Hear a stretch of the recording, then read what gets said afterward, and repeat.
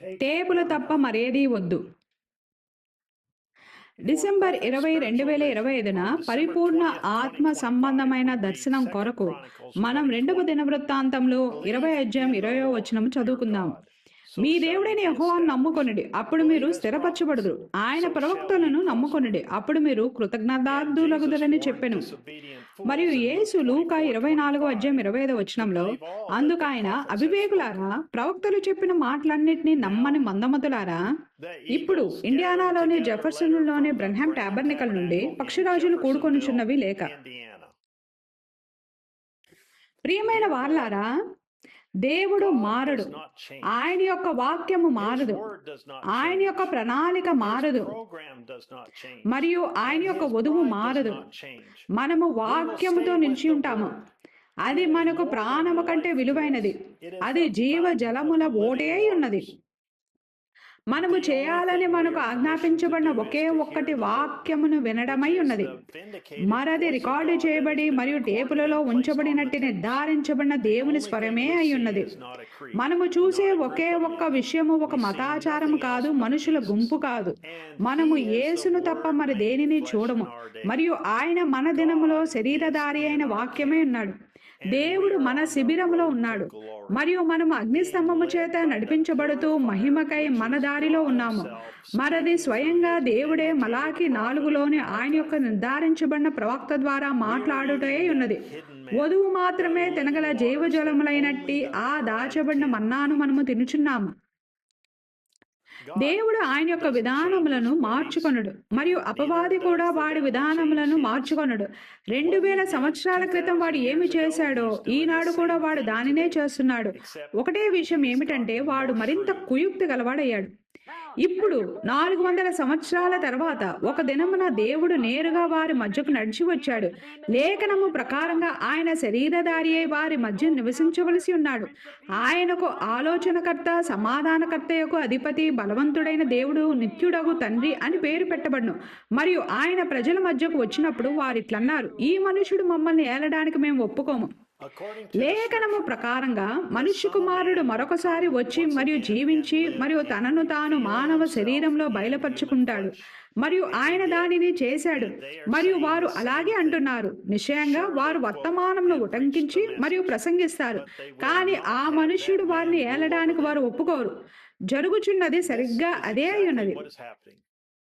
మరియు అది అప్పుడున్నట్లే ఇప్పుడు కూడా ఉన్నది. లవోదికయ సంఘము ఆయనను బయట పెడుతుందని మరియు ఆయన లోపలికి వచ్చుటకు ప్రయత్నిస్తూ తట్టుచున్నాడని బైబిల్ గ్రంథం చెప్పినది. ఎక్కడో ఏదో తప్పున్నది.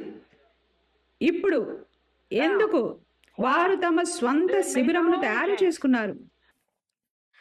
బ్రన్హామ్ సహోదరుడు ఒక ప్రవక్త అని నాకు తెలుసు మరియు నేను దాన్ని నమ్ముతున్నాను. ఆయన 7వ దూతే ఉన్నాడు, ఆయన ఏలియా అయి ఉన్నాడు.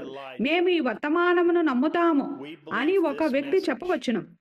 పిదప వారి సంఘములో దేవుని యొక్క నిర్ధారించబడిన ఏకైక స్వరమును ప్లే చేయకుండా ఉండటానికి అదేమైనను ఏదో ఒక విధమైన సాకును చెప్తారు. ఎక్కడో ఏదో తప్పున్నది. ఇప్పుడు ఎందుకు వారు తమ స్వంత శిబిరమును తయారు చేసుకున్నారు? సంఘమును వేరు చేయడానికి నేను ఈ విషయములను చెప్పడం లేదు.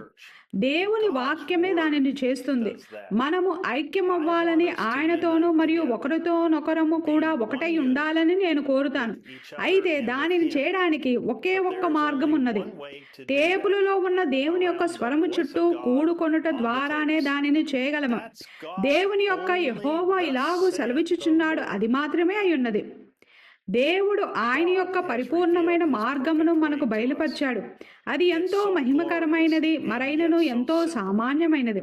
ప్రతి వర్తమానములోనూ ఆయన మనతో మనము ఆయన యొక్క వధువై ఉన్నామని చెప్పి మనకు మరలా నిశ్చేతనిచ్చి మరియు మనల్ని ప్రోత్సహించడాన్ని మనం వింటున్నాము. మనము ఆయన యొక్క పరిపూర్ణమైన చిత్తములో ఉన్నాము. మనము ఆయన చెప్పేదానిని వినడం ద్వారా మనల్ని మనము సిద్ధపరుచుకున్నాము. రేపటి వార్తాపత్రిక కంటే ఈ వర్తమానమే ఎంతో తాజాదై ఉన్నది. మనము నెరవేర్చబడుచున్న ప్రవచనమై ఉన్నాము. మనము ప్రత్యక్షపరచబడిన వాక్యమై ఉన్నాము. మనం వినే ప్రతి వర్తమానము ద్వారా ఈ దినము ఈ లేఖనం నెరవేర్చబడుచున్నదని దేవుడు మనకు రుజువు చేస్తున్నాడు.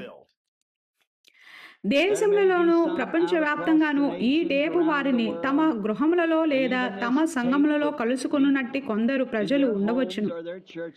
ప్రభువా, కూడిక జరుగుచుండగా ఎక్కడైతే లేదా టేపు ప్లే చేయబడుచుండగా లేదా మేము ఏ స్థానములో ఉన్నా లేదా ఏ స్థితిలో ఉన్నా ఈ ఉదయము మా హృదయముల యొక్క ఈ యథార్థతను ఆ గొప్ప పరలోకపు దేవుడు గౌరవించునుగాక మరియు అవసరత గలవారిని స్వస్థపరిచి వారి అవసరతను వారికి దయచేయునుగాక అని మేము ప్రార్థించుచున్నాము. కేవలం ఒక్క నిమిషం ఆగండి. లోకమునకైన దేవుని స్వరము ప్రవచించి ఏమి చెప్పినది? ప్రజలు తమ గృహములలో లేదా తమ సంఘములలో టేపులను ప్లే చేస్తారు. కానీ మనము గృహ టేపు సంఘమును కలిగి ఉండలేమని విమర్శించబడి మరియు గద్దించబడుచున్నామా? మీ సంఘములలో టేపులను ప్లే చేయమని సహోదరుడు బ్రహ్మాం ఎన్నడూ చెప్పలేదా? దేవునికి మహిమ కలుగును గాక. దానిని వినండి, దానిని చదవండి. అది యెహోవా ఇలాగ సెలవిచ్చుచున్నాడయ్యున్నది.